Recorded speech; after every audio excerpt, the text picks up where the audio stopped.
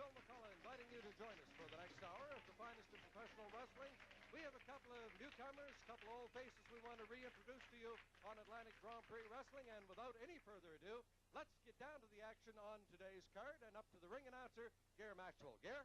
Thanks very much, Bill, and a couple of sensational newcomers on this particular card coming up. This match will feature people from opposite ends of the North American continent, about as far away as you can get as you hear the cheers from one particular participant as he enters the ring. Ladies and gentlemen, introducing in the corner to my left from the Steel City of Hamilton, Ontario, weighing 228 pounds, Bobby Crawford.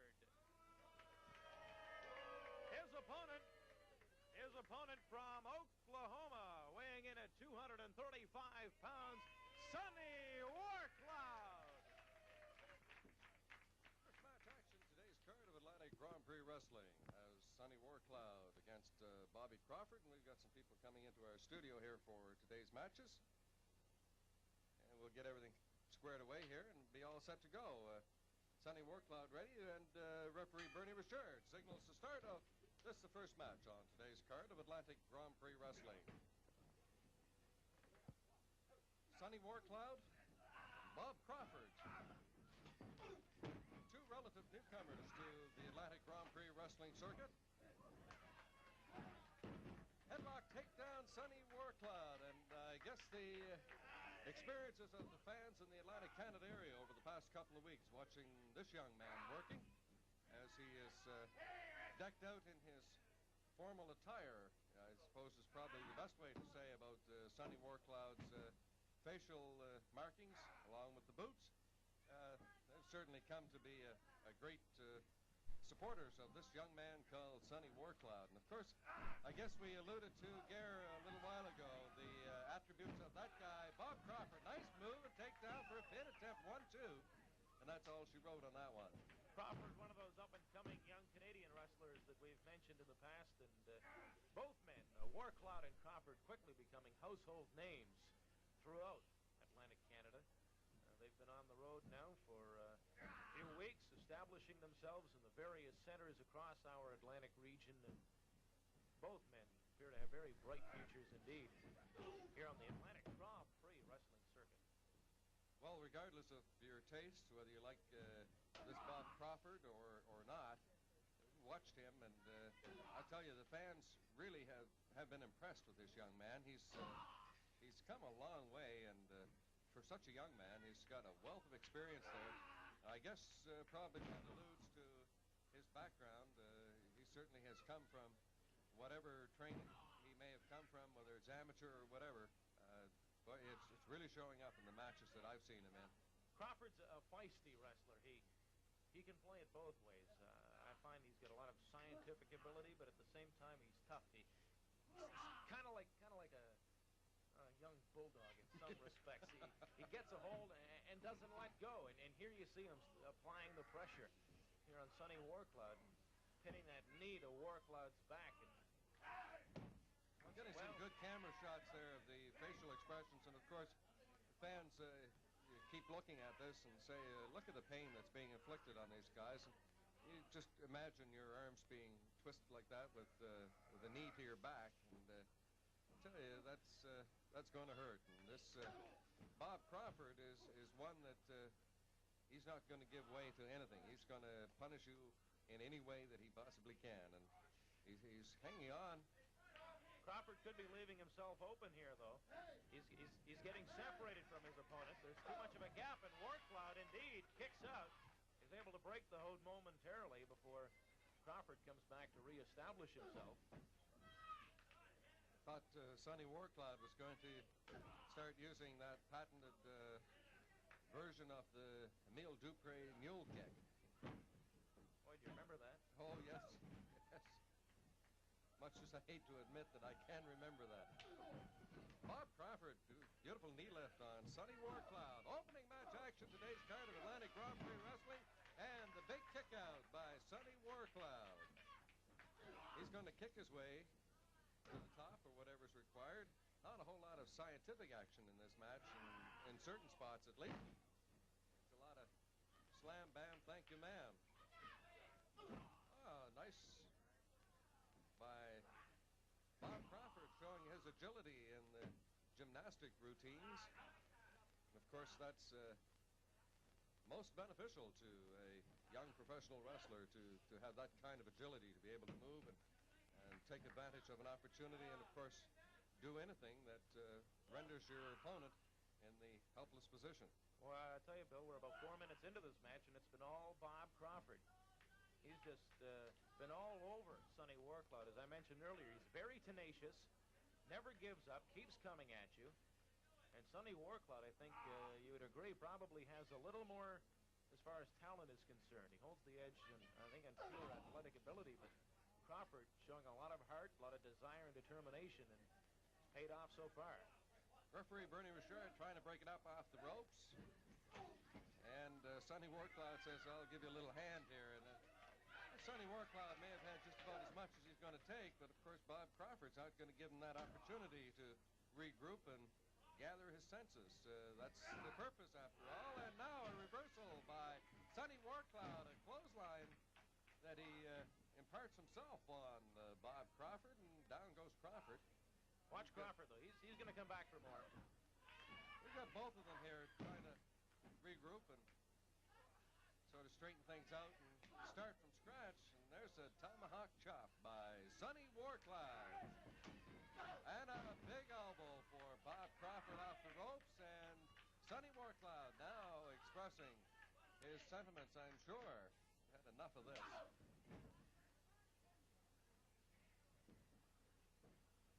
Two fine athletes, Sonny Warcloud and Bob Crawford, in the opening match of today's card of Atlantic Grand Prix Wrestling. Fans are enjoying this one. Good crowd on hand here in the studio as well, Bill. Can't find a seat in this place today.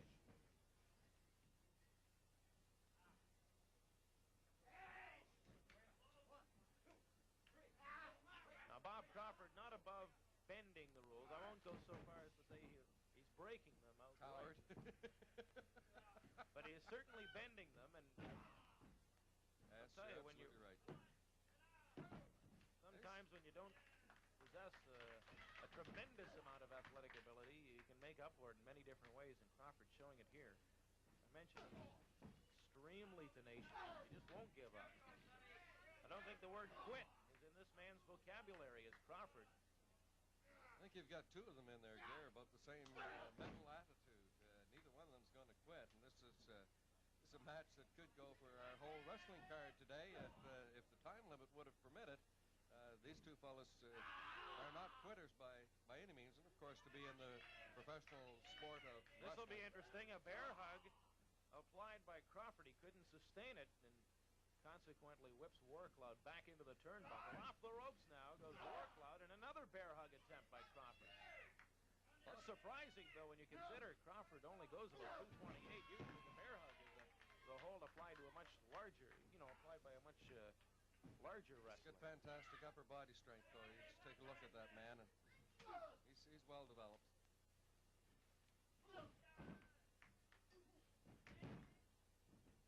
Sonny Warcloud and Bob Crawford opening match action today's card of Atlantic Grand Prix Wrestling. While we've got just a second or two, we'd like to take this opportunity to say hello to all the sick and shut-ins, those that are unable to get out to the arenas and see these matches in person. We keep getting cards and letters from those fans thanking us for bringing the Atlantic Grand Prix Wrestling to us to them each and every week, and we thank you for the cards and letters. We're glad that we're able to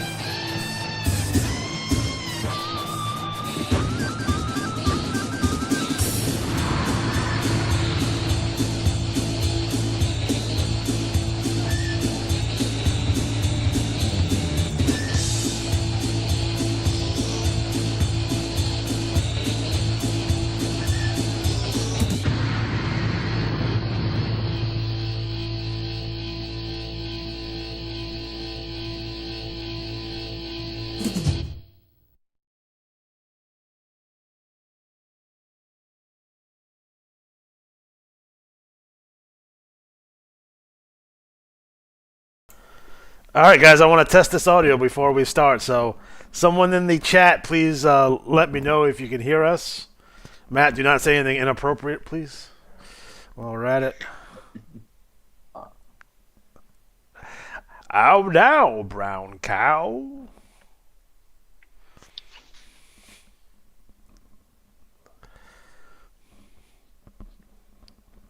Audio check, audio check, audio check. Now, there was a time once, Matt, remember the time we did that entire episode and no one could hear us? We could hear each other. That's really all that mattered. Then we did go back and redo it. All right, I Jake. remember that. That sucked. Jake said the sound was good. So, There it is. welcome to, once again, the IWAR Network Tubecast Special Draft Edition. I'm your host, Alex G. And with me, we have an esteemed panel. We have Matt Riley, we have Darren, and we have Ryan. What's going on tonight, gentlemen? The draft, baby. Coming down from the draft. I dig it. I dig it. This has been just giving you a little history on the draft. It's one of the biggest events that we do overall. We took a break last year from doing that, but we want to bring it back and really kind of make it as big as it once was. I think what was the biggest draft we had? With 7 rounds one year. Yes. Yeah, that was long. Like everybody, and then I think Yes. I was talking to Ryan earlier, and I had mentioned it was like, we gotta get these big stars in here because no one wants to watch a slam dunk contest and have just bench guys on it, So it has to be a big deal. And we have some top guys in this year, so I'm very excited about that. And next year we're looking to make it bigger and better and badder, perhaps. So we're looking to do that. So again, very, very important for us to make this as big as possible. That being said, we talk about the history of the draft, and it all started with, I guess, me and Matt were up late one night, and we were just shooting the shit for no reason, as we often do. Yes. And we were watching like the WWE draft. It was on that year, and we're watching. It was like, they're doing weird stuff, like they're having matches about who gets the next pick, and the whole draft was lame, but it got really funny at the end because that's the year that Heath Slater didn't get drafted, and he's waiting by himself in the thing. Yes. And me and Matt laughed about it. I was like, we could probably do a better job at that. And then IWAR draft was born from that. And again, we'd done it live on the Facebook page before, and then we did them on the Tubecast. Other than that, we've done some live, we've done some taped. So the actual draft took place earlier this afternoon. It was about 8 hours long. Thanks, Scott, for that. Making it about 8 hours long, but it's okay. It's all good. He's already mad at me, so. Yes. So Matt, do you have any thoughts about the draft overall before we get into the results? A couple of things. Somebody asked earlier, is it a 1-year contract? How does it work? The contest for the IWAR draft is 4 cycles long, and it's whoever has the most IWAR rankings points wins the contest. But we asked that pretty much like you stay in a league for 6 cycles. And there have been, in the past, number 1 picks even, who were no-showed. Yeah. And essentially, we don't have very many rules in the IWAR. We let a lot of things slide. But if you bail on us, we just don't let you back in the draft. This is the only draft you're going to get. It's happened multiple times where it's like you had a lot of energy, like, oh, this guy was a really good writer, was a really good player, really excited to have him come in and build around him and make an arc or two, and kaput. So think of like rookies are dangerous too. Rookies are dangerous. Right, yeah. And we looked at like, okay, so if you come in for 6 cycles, that gives you a good amount of time to figure out kind of the vibe of the league. And it's somebody asked me earlier, they're saying another person was like, hey, well, what if the league sucks? And I said, number one, it's the IWAR. It's not going to suck. There's like a lot of talent in these leagues. And this draft was good because there were so many players that came in. We had some surprise, what's the word I'm looking for? Shenanigans. Shenanigans. Trades happened. And that's part of the fun of the IWAR draft is, you're really trying to build around a couple of new stars to come in your league and re-energize things. And one of the aspects that players don't always think about is, at least for me, is one, where do they play now? Like, I mean, I remember one of the years we had the draft, we had a player who got very frustrated, like legit shoot angry at us because he put like 7 or 8 wrestlers in the draft. and he was already in almost every league we were in. Yeah. So there was no need to pick him above somebody else because he's already there. Yeah. And he got legit angry. Yeah. And that was the year we had the live reaction on the Facebook page. Yeah. And he was like sitting at his table, drinking again, smash his bottle. Like, we're like, oh, okay. And then he was like also messaging like, what's going on? Like, is something, like, no, dude, like you're already in the league. What I also look at as a player wise, their promos, their strategy skills. I look at, are they potential, for at least for me, are they potential someone who can like be a writer for the team as a co-commissioner?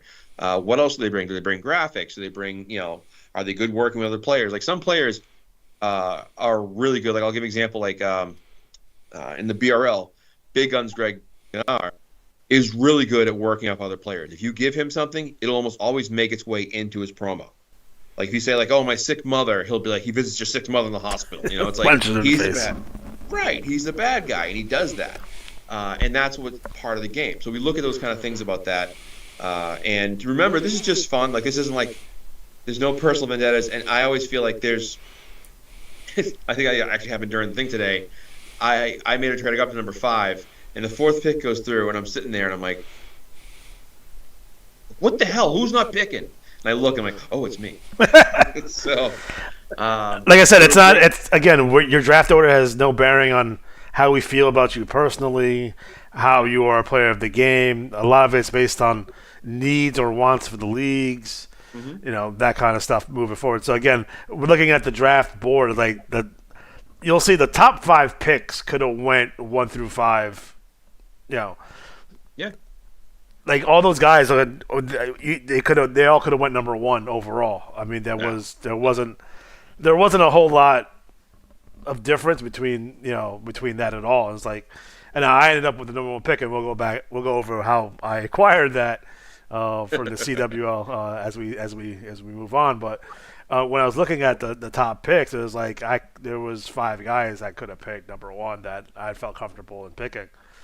Which just came, and I tried to get number 2 from Scott, and he wouldn't give it up. He would not give it up. I tried to get number 2, and I wanted it. I was gonna give him, I think it was 6 and 7 for number 2. He didn't want it, but we tried. I tried. Who does number 2 work for?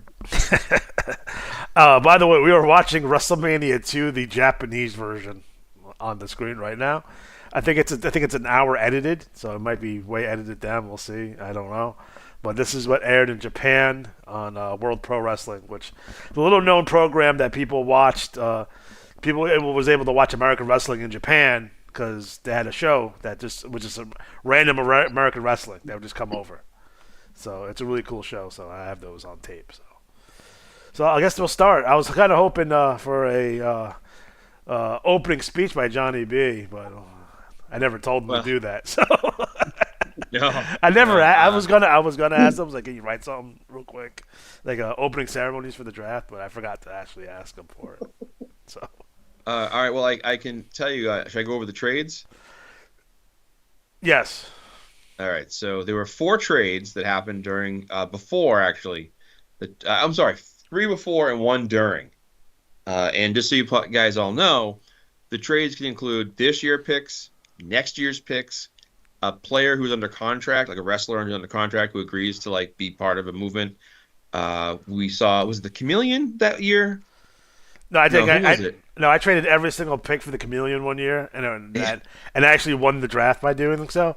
I think I think 1 year I drafted. I traded for Cena Lucha 1 year. Yes. I think we did one thing where like Barry Stevens wasn't drafted. Yes. So we did that too. So we've done it before, where again, I wouldn't I wouldn't trade a player without getting that player's permission to be traded. By the way, so I wouldn't do that to you guys. Most of you probably didn't even know that was an option. But what would happen was if I needed if someone was inquiring about you, I would ask, and I would contact you and get the approval on that. So, well, the first trade. Do you want to talk about the components there and what happened? Yeah, so the first trade, so the CWL was able to acquire the first pick of the draft by trading Luther Alexander to the ACW for the first pick. So CWL's management gets rid of Luther finally because they didn't really want him there. So they sent Luther packing to the ACW. He's probably not going to be so happy about it, but we'll see how that goes. And then we acquire for the CWL the number 1 pick. So, so Ryan, what was your thought on that? Because you were giving me the business on that for like 4 days. Well, first I read the trade wrong, which really the stupid memes and all that shit you send through, but was on purpose. Yeah, like I missed one word, which is a big deal of the order. But I don't know. I told you I was like I think this is a good move, but I think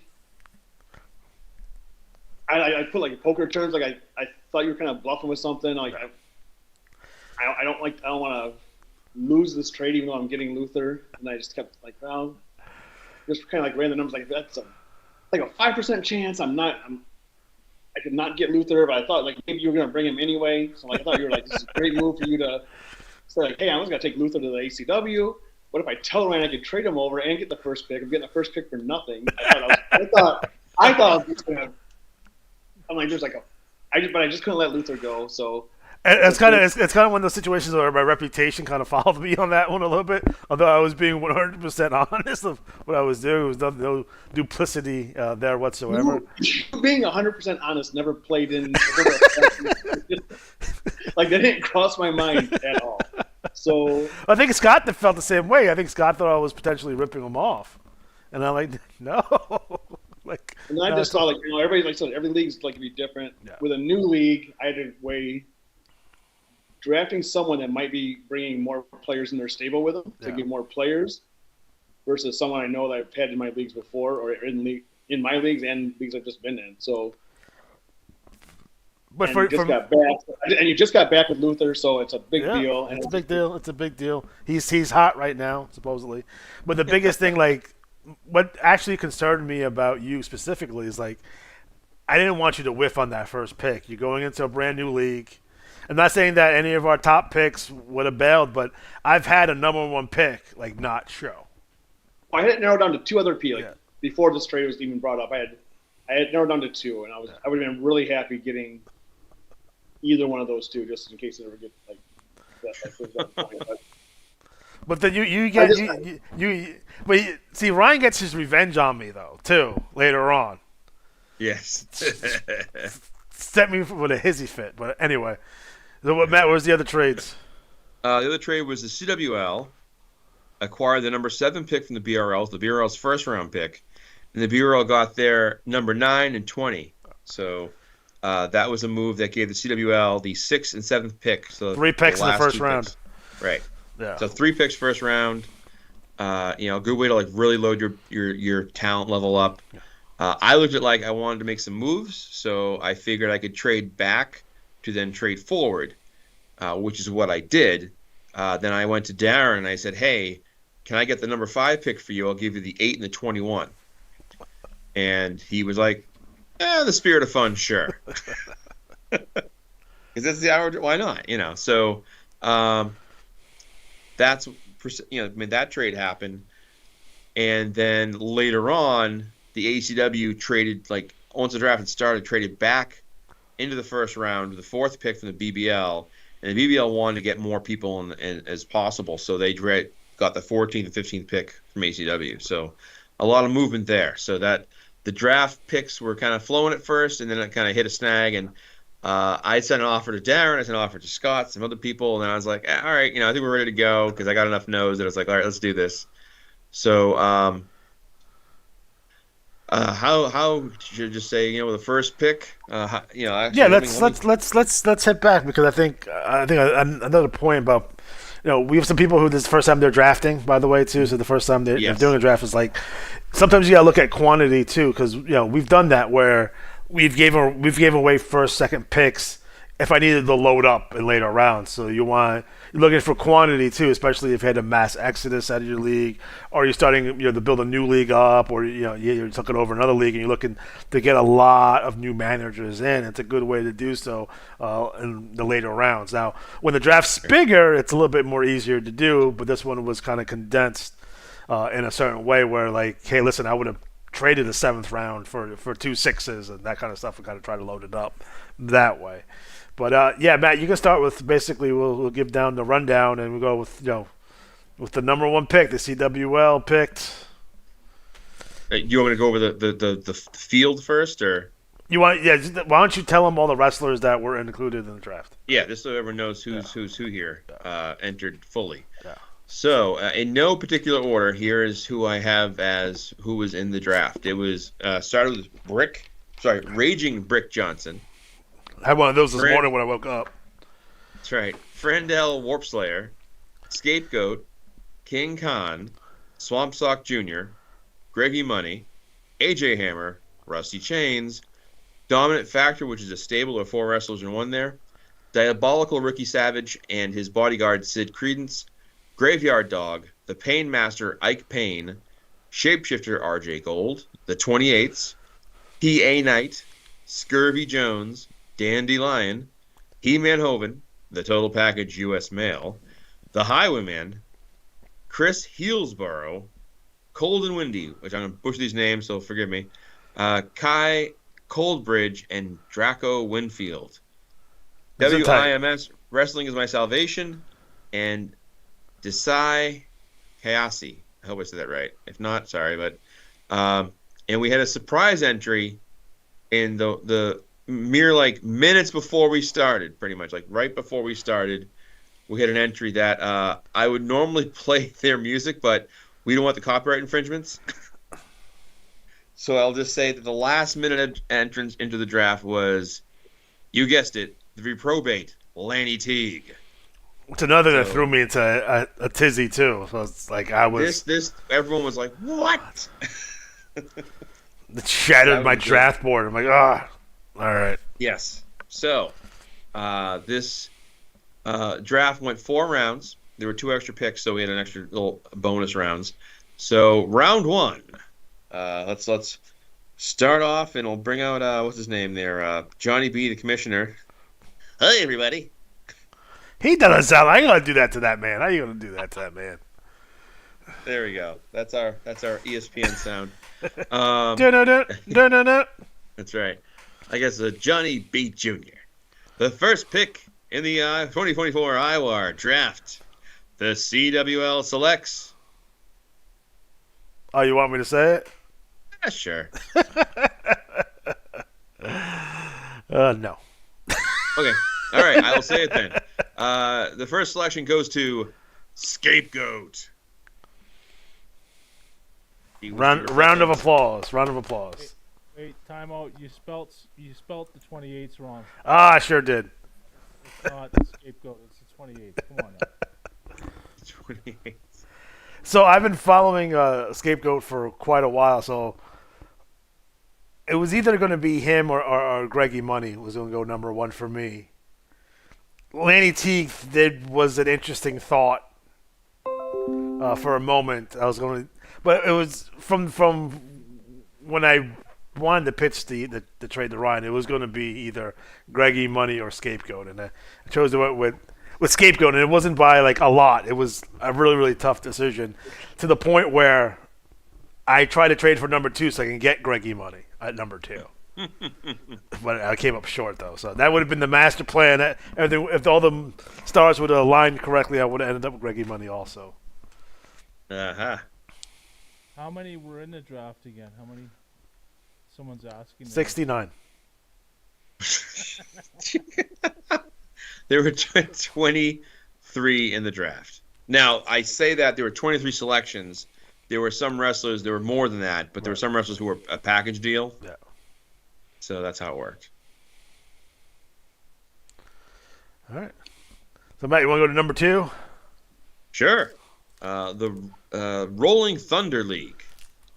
The 2024 draft pick for the Rolling Thunder League is Greg E. Money. I'm so upset.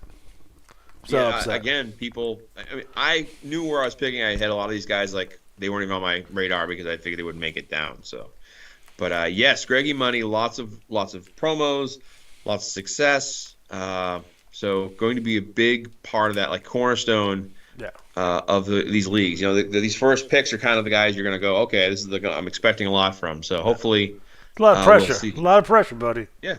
And use that, like when you do your TTs, like use it. So if you got drafted where you thought you were getting drafted, talk about it. If you thought you dropped in the draft, talk about it. Hate the league you go into, talk about it. Love the league you go into, talk about it. Right. So yeah. Scott's being a diva, doesn't want to join us, but that's okay. His agent said he wouldn't show up, so. So yes, the third pick in the draft, the Western Trails League. The 2024 IWAR draft selection goes to the reprobate Lenny Teague. Explain yourself, Darren. Seriously, I don't know. I was kind of shocked that he was still there at 3. I thought he was going to go higher. But I'm happy with that. And I have to say right now that if he hits the title page in WTL, I might say his name wrong. I might say Rubber Band. That's all right. But no, I'm very happy that I got someone like that, and I'm still learning the trash talks from NWL and that, so I'm still trying to go through all that. So I apologize if I don't know the gimmicks too well or the storyline. Sure. But I will learn. I will learn. Well, I will say this. I think the only reason he may have not gone higher is the late entry into the draft, where like a lot of us had kind of built our draft card. But yeah, I mean, it's the number one pick. You're the number one pick for WTL. Going into a tough league with good numbers, and that should be really interesting to see how it plays out. All right, Ryan's ready for this. The All-American Championship Wrestling League selects with his 2024 IWAR draft pick a stunner, a shocker. No one saw this coming. The total package, U.S. Mail. Explain yourself. Fucking ridiculous. Explain yourself, please. Thank you. I heard it. I mean, it was like Mel Kiper is having a heart attack right now. he looks like he's had like 4 or 5 of them like every fucking draft. So, there was like I had about 2 other people I was looking at, and that's why it took me so long. I felt kind of dumb. I traded up for the pick, then didn't know who I wanted. Like that's a New York Jets kind of move right there. Yeah, it sure is. But I mean, it was just the opposite of what I already had. So now I've got the hated Luther from Russia, and so now the All-American League has the baby face with U.S. in the name. It works. I mean, it's one end of the spectrum to the other. So I think it was a good move, big name, balances out the starts of the league, and that's why I went that direction. You pick up some veterans early. So that's a big deal. Right. Yeah, we're gonna need to start off. I mean, some people to lean on here. So that's what we're doing.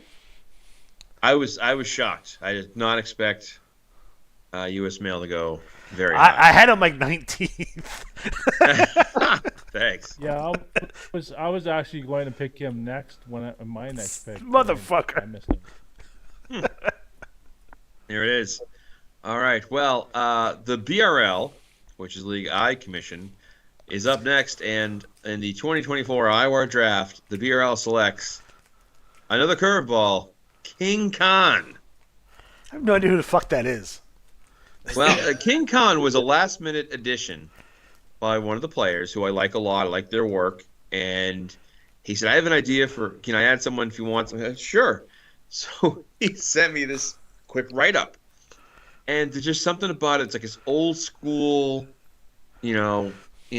proud, tough guy, Polynesian. I was like, I like this guy. I like characters that stand out, that unique. So like obviously there's a lot to choose from here, but I had something about it like this. It kind of sounds funny. it felt like an old WWE like video game character. Like one of those video games in the 80s or 90s. And I was like, I'm on board with this. So I went King Khan.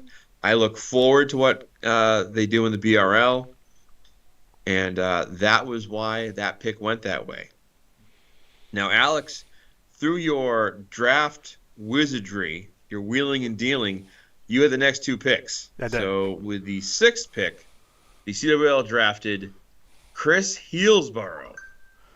Explain yourself. So at this point, I'm panicked because there's guys on my board that are not supposed to be here anymore, and Healsborough was one of them. He's supposed to be gone already. I'm like, oh, what do I do? What do I do? What do I do? What do I do? So I'm completely panicked right now. I'm like, oh, what do I want to do? What do I do? I was about to say fuck it. I was going to do Ricky Savage and say fuck it. That's what I'm going with. Because that was like my initial plan, and I was like, "These guys are not supposed to be here," and like I don't know what to do. So I was like, let's go best available. I don't know, and I was like, "Fuck it, we're going Hillsborough." I like him a lot. He's really good. So. Oh yeah, great promos, good artwork, good again. But he wasn't supposed to be there. Well, that's the thing. Like it was so many good, and this is an embarrassment of riches. It's great to have this kind of situation where you're like, wow, there's so many to choose from. And again, you hit that point where you're like, it's like if you've ever been on like an NFL draft and you have the 5th pick or something, and the guy you thought was going to go number 1, like McCaffrey, like goes like the 5th pick. You're like, he's still there? I have to take him. Yeah. I can't not take him. And of course, I wouldn't have taken McCaffrey because he's an injured bum. But that's another story. But yeah, Hillsborough, good work. Again, I mentioned that thing about working well with others. Yeah. Absolutely. So I think it's going to be a really good boon to the CWL. Yeah.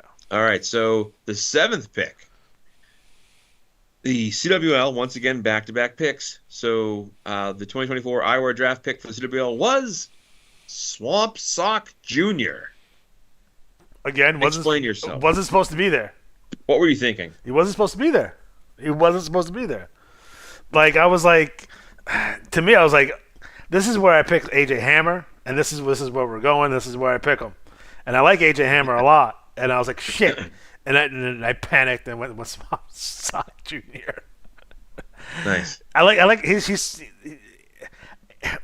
with all the character work in the CWL. I think he fits right in with the shenanigans and tomfoolery of that league as it is right now. So I think it's a great pick. I think it's a great pick overall. And again, I'm kind of disappointed I didn't get my guys.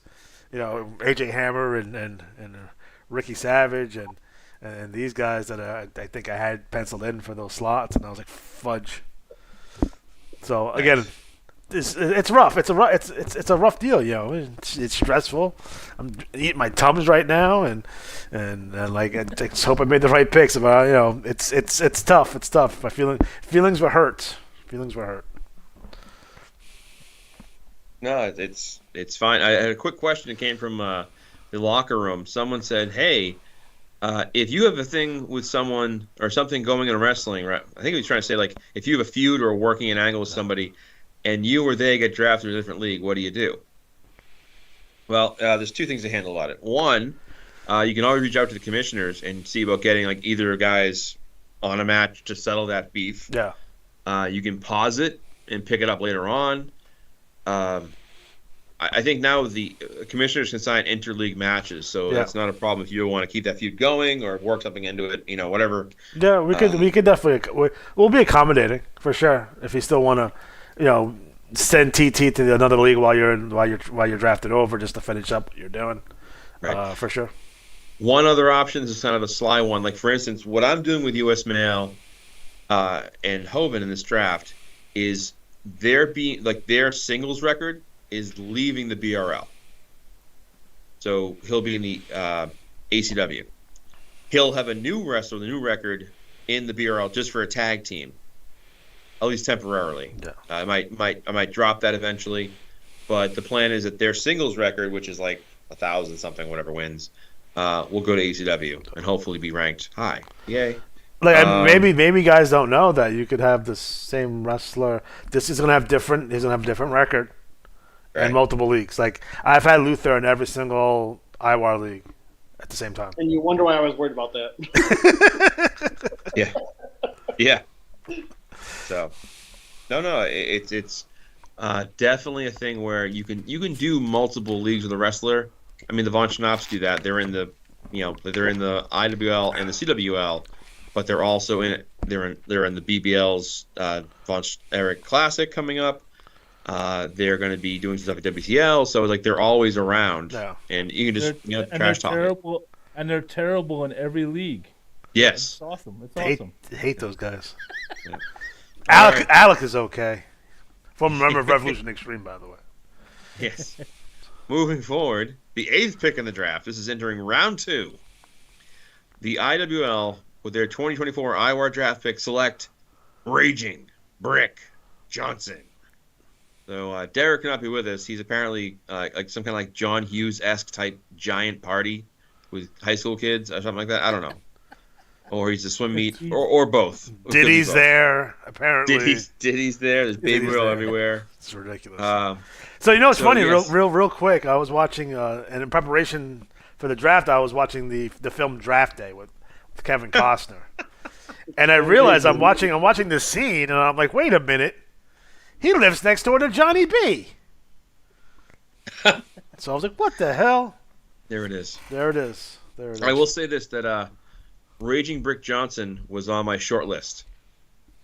So I was like, oh, I'll be able. No one's going to pick up on this guy. I'm going to slip in, get this guy, bring him in the BRL. He went exactly where I thought he was going to go. And exactly the pick before I was picking. I was like, come on. But the turnabout here is that because Brick Johnson went early, and that brings Dan Heyman his creativity to the IWL. Number 9, the BRL, was able to select AJ Hammer, who I did not think would be there, but much like Alex said earlier, it was like the embarrassment of riches. Like, whoa, I got to take this guy. He's so good. He's so good. I was on the fence, and again, it's a thing where I go, okay, well, the guy I was going to pick here, Brick Johnson, wasn't available. My next pick that I was going to take was somebody else, but I went with this other guy, and I'm like, okay, so it's always fluid. So that was my pick there. Moving along, the number 10 pick, the 10th pick overall, third in round 2, the IWL selected Frandell Warpslayer. So Frandell Warpslayer, Ben Kellogg is the manager, and he was behind Bram O'Baron and Ronnie D'Armand and some other characters. And he's a really good writer, and he's another one who pays attention to details. If you do something and say like, hey, like for example, in the BRL, I had this whole thing where they hired the son of one of the jobbers, Thick Rich Lather's son, Richie Lather, and he was like this useless twerp, and he made him his manager. So there's fun things to do like that where it kind of incorporates, characters and plot lines, and Frandell does that. So IWL getting a good boost there. So our next pick, the 11th pick overall, the Bloodbath League, selected with their 2024 IWAR draft pick, He-Man Hoven. Oh. Who I did not see, again, I did not see He-Man and Male getting picked high in this at all. I thought they'd be in like the last round. So I was a bit of a surprise, but hey, it's going to be a new home for He-Man Hoven. A new league full of people to make fun of, so we'll see how he does. Rob was happy to get him. And, it's all about, again, draft people into your league that aren't there now, so it brings that player in. So what happens a lot, too, is you usually don't go to a league with just one wrestler. They'll probably bring a tag team or a trio or maybe all the above. So it's a way to expand your player base. And then, like, one thing we talk about in the NWL, and I tell a lot of the new commissioners, you got to constantly be recruiting, trying to bring new players in, because you're going to lose guys over time. And if you lose, let's say you have 15 players and you lose 3 or 4 of them over the course of a year, well, that's 11. And if you don't do anything to replace them, and then a year later you have 7 left, you start to see your activity really drop. So, moving along, the 12th pick, the Western Trails League made a pick that seemed so obvious, I didn't know why I saw it coming. When he picked the Highwayman. Darren, explain yourself. I didn't think he was going to go so late. I was actually in talks with the manager to get a trade with BBL for one of his wrestlers there, because I thought Highwayman would be gone. and Highwayman was still there, so I took him, and I have the Highwayman too, so that helps out with the loss of the regulators, which will be coming up very soon, which kind of hurt me badly. There you go. So Shrewd very move. very happy with that pick. That was a good pick. Well, it was. And it was funny. He was on my radar, and he was one of my four wrestlers I had in my short list of like I'm gonna try to get these guys. So that was another one where I was like, come on, but it made sense. Can you Especially regulators? I don't know. Yeah, that's right. Easily. Okay. Moving on to the third. The only team that beats the regulators is the Graces. So that doesn't. Just saying. Just saying. We'll look into that. Devon Snobs has something to say about that. I'm on a 1-0 winning streak against those guys. Finally. It's all right. All right. Well, the 13th pick, lucky number 13, Scott's Rolling Thunder League, with their 2024 IWAR draft pick and the 13th overall pick. They took Catfish Rob's crew. You know, Catfish Rob's crew. Who might say, who are all those guys? Well, that was a trio that included the Painmaster Ike Payne, Shapeshifter RJ Gold, and the Graveyard Dog. So they'll all go to the RTL as a team. And I think Alex, during the draft, actually, that was a great pick because if you're starting a league, you want Catfish Rob in there. Yeah, if I'm starting a league tomorrow, he's the first person I'm talking to. There you go, because he brings a lot of energy, a lot of feuds, a lot of fun. And I'll tell you, if it was Blackjack Ratliff that was one of the picks, I probably would have taken him because Blackjack and I have history. So, but it wasn't. So it's one of those things that it's a great pick for RTL though. Yeah. Yeah, man, I dig it. Well put. Yeah, and so we finished the second round. Speaking of package deals, the Bloodbath League with a 14th pick in the draft select Dominant Factor, and this is twofold. One, it's a 4-player unit, a 4-wrestler unit. Sorry, and one of the things he did here is what we call almost a defensive move. You draft someone to keep them instead of losing them. So they had been in the BBL.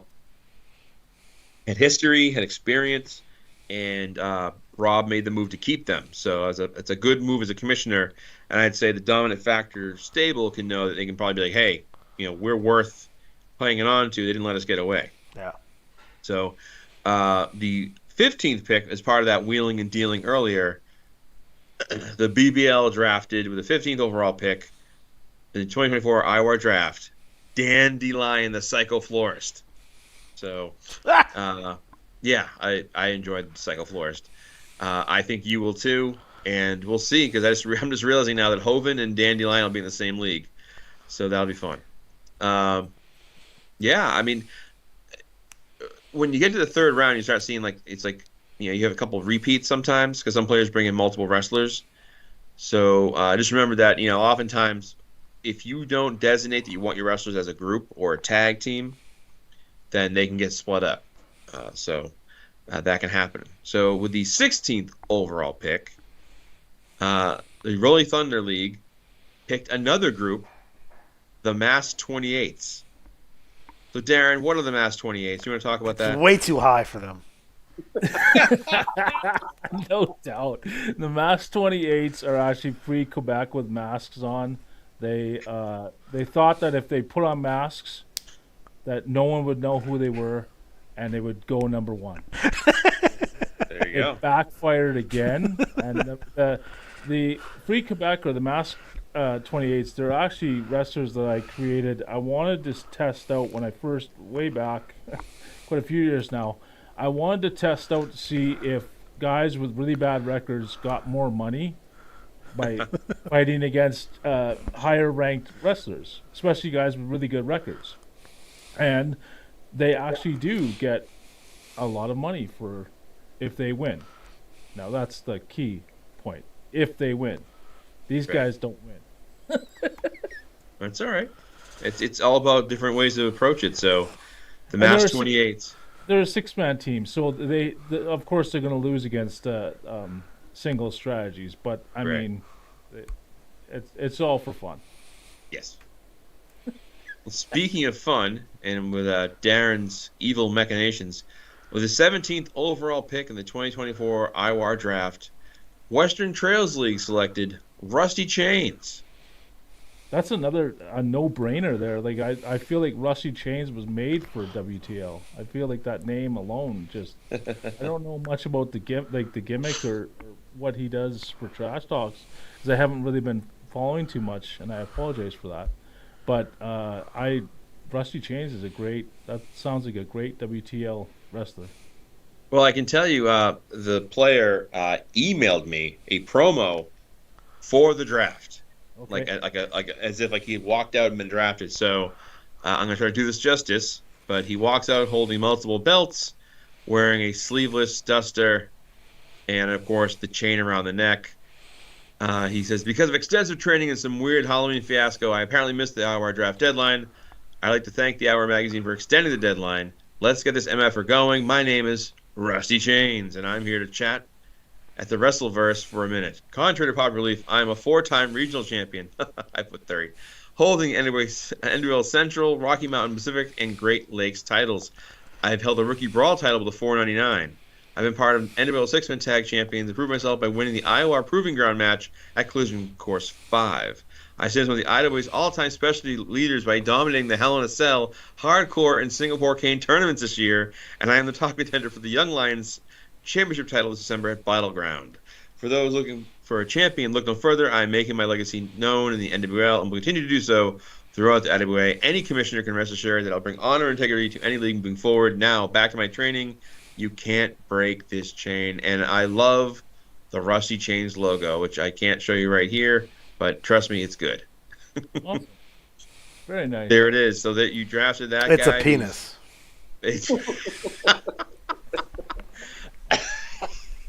It's like that super bad movie with a book full of dicks. No, that logo's a dick.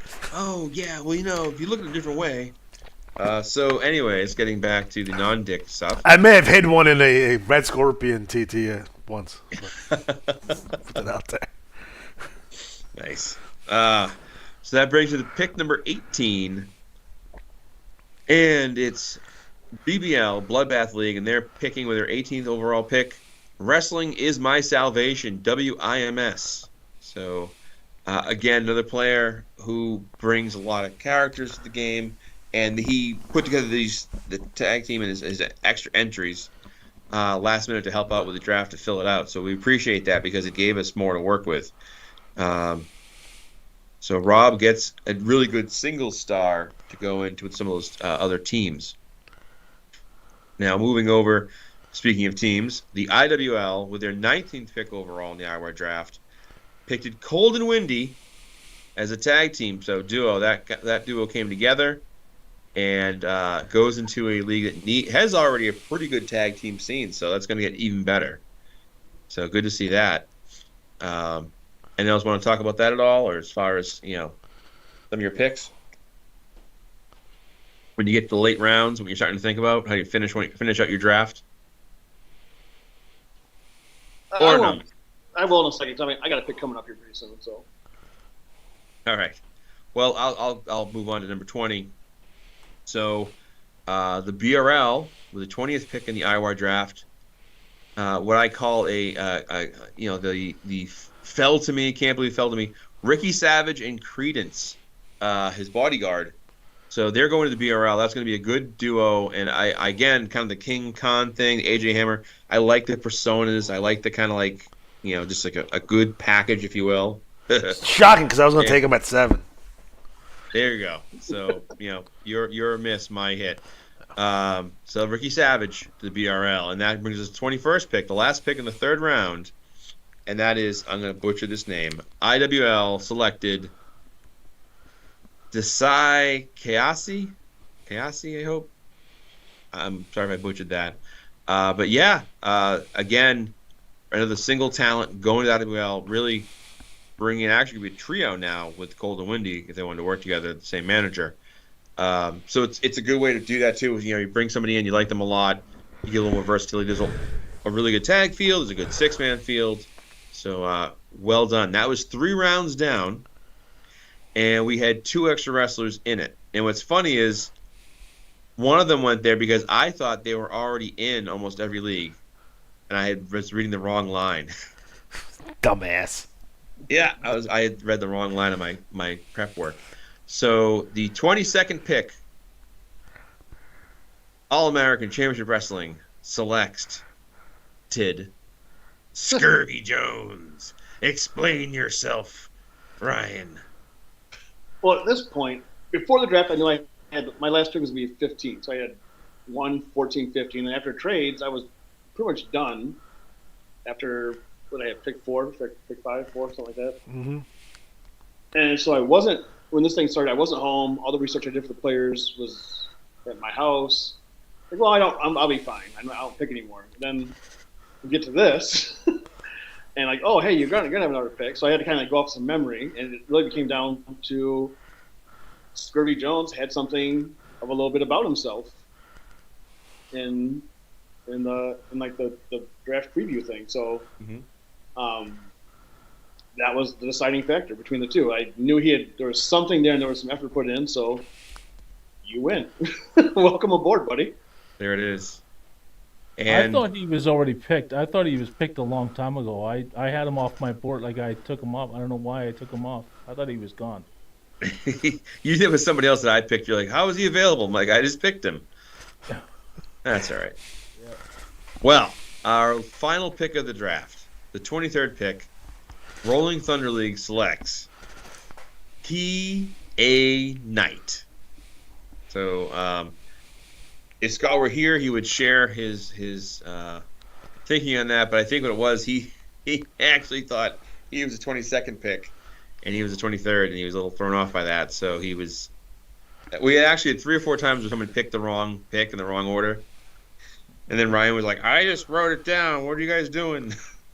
And there's a lot of shenanigans of people yelling out draft picks that weren't theirs just to throw me off. Yeah, and I do that. I'm sorry. Yeah.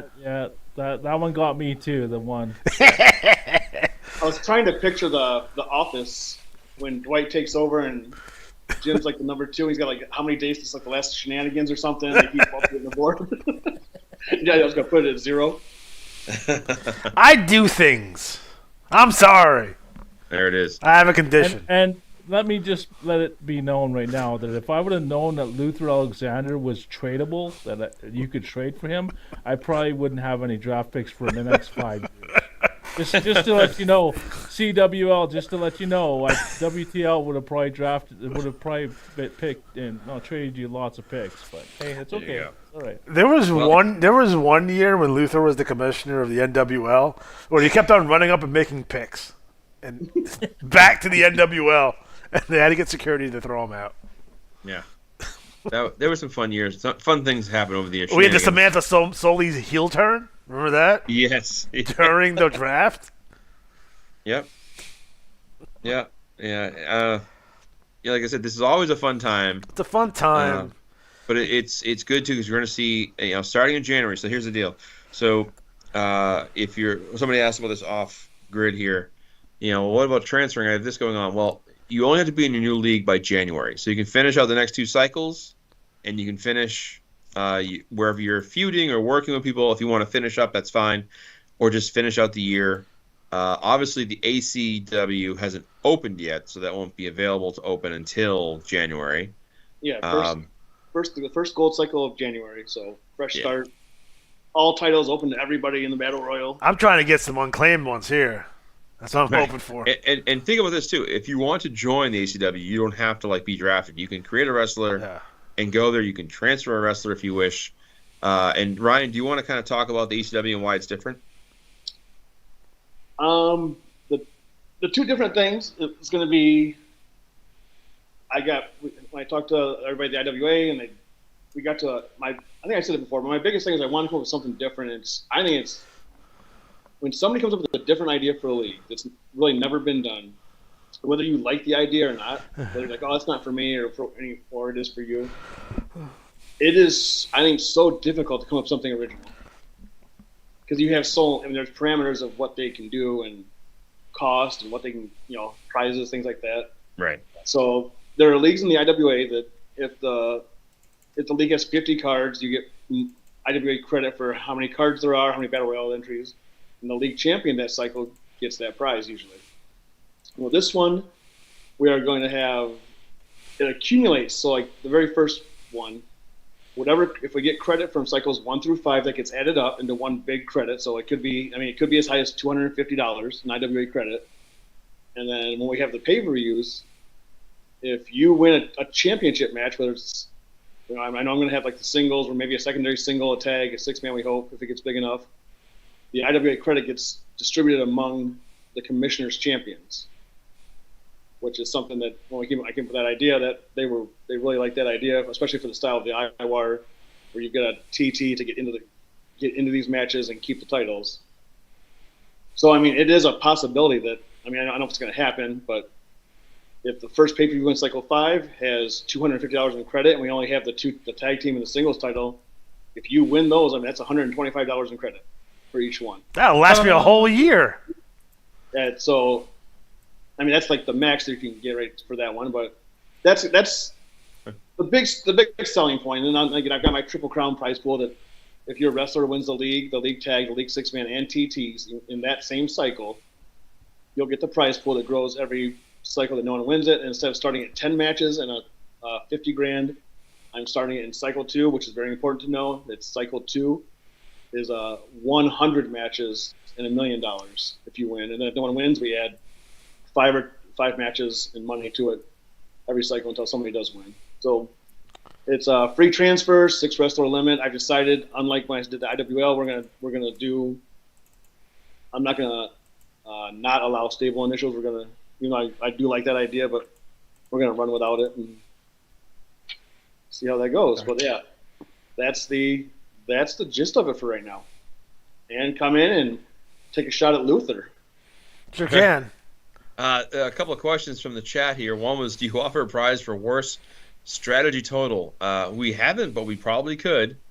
Maybe like a 1-hour sit down with with Alex to talk about strategies. 12 is due.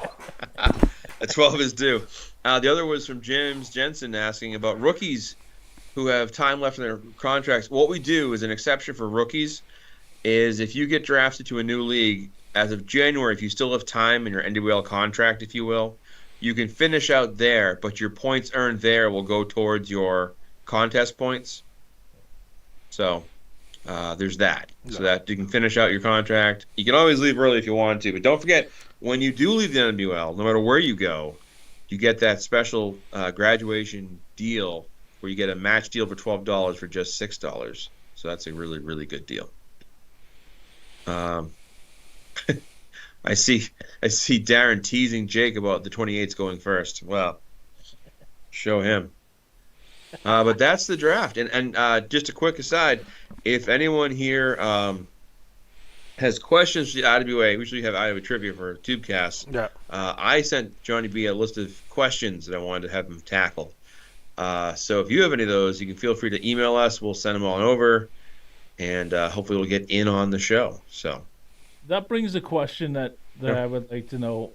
Would IWA ever do something like a draft where they would enter wrestlers and do it to different leagues in the IWA, different federations and stuff like that? Would they ever try to tackle that? Probably not. This is just us doing this, and it was how much legwork to get us all just to use a chat or to get through it. But I would say, I know I've talked to Mike Cook about doing this as an IWA stable race thing, where everyone in the stables just enters a pool, and we have people get pulled out to be captains, and you pick, let's say, 5-person teams, and that's who your team is. And I think it'd be fun, but it would only be do it for 6-7 cycles, and see what happens, But I don't know. I think IWA is, as always, if it takes more time or money, it's probably a no. But if you want to do it, they're happy to have it happen. So. I have a question for Johnny B. Does he put sheets on his waterbed, or he takes it raw? So that's what I need to know. Johnny B still sleeps in the waterbed. No way. 100% he does. So I want to know. Number bed? It gets cold in Ohio. Come on. No, he doesn't have a Craftmatic adjustable bed. All right. All right, Yeah, give man. the man some credit. He's Here- still here's- here's- cool. Still has a He waterbed. sleeps- He doesn't have a mattress. He sleeps on all our money. All right, everyone in this He group sleeps is on a about that pile age. of bulletins. Here is a trivia question of sorts. Remember in the 80s, there was a pill you could take that would suppress your appetite, and it would show it like going down your throat and expanding your stomach. Yeah, it's crack. No, what was it called? 'Cause Dexatrim. What? Dexatrim. That sounds right. Okay, yeah. That's right. Because my sister's dog is like. I watch ravenously 80s hungry commercials time. all the time. Yeah, that's true. Jake Duvall says that motherfucker got a fucking purple mattress. League pay-per-view where you compete for the top draft pick. Losers or matches get put into the draft. Could be. I mean, I would say people would want to put them in any kind of stipulation of a match they wouldn't be willing to lose. But Fine Egyptian cotton. yes, many leather-bound books. But yeah, this is the draft, so I think we did okay. Yeah, I mean, I hope everyone enjoyed it. I hope everyone had a good time. I hope people don't get too mad at me where they placed in the draft. I'm sorry. Now comes the fun part. Oh, it was a lot of fun. I really enjoyed it. So thank you guys for letting me participate in it. That was a lot of fun. It's a great time, and then hopefully next year we'll get double the amount of entrants. Yeah, Right. I want to see some established stars in here too next year. That's what I want to see. Give me the top 10 IWAR stars in here. Forget about it. Yeah, it's fighting. No, And There the it is. 28s will be in it again. So of course. Nice. If I get the number you one go. pick again, I will draft them. yeah, right. This is like my 7th number 1 pick. Anyway, it's all the story. All right. 1 year they'll go. Should do them individually. That's a better way to hide them. Oh yeah, right. Yeah. What was it? What was their winning percentage? Like 2%? Yeah. If not being generous, they're pretty low. It's pretty bad. Nice. All right, guys. So we are officially out of time. So for Matt, for Darren, for Ryan, I'm Alex G.